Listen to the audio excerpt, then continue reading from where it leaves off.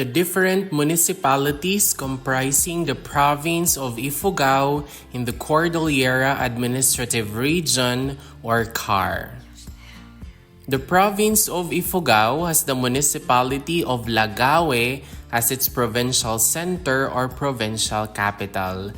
It is a part of the Luzon Island Group in the Cordillera Administrative Region or CAR. It is composed of 0 city, 11 municipalities, and 176 barangays. It was founded on June 18, 1966, and the total land area is 2,628.21 kilometers squared or 1,014.76 square miles. Ifugao is bordered clockwise from the north by Mountain Province, Isabela, Nueva Vizcaya, and Benguet.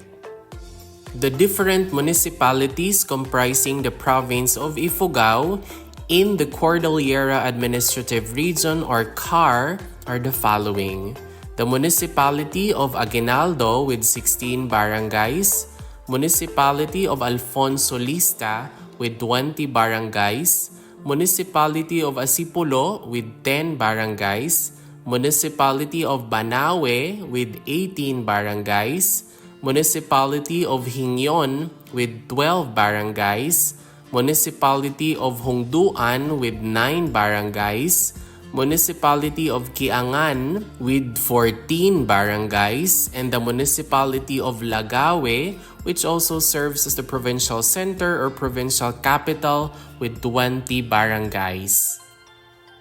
We also have the municipality of Lamot with 18 barangays, municipality of Mayoyao with 27 barangays, and the municipality of Tinok with 12 barangays.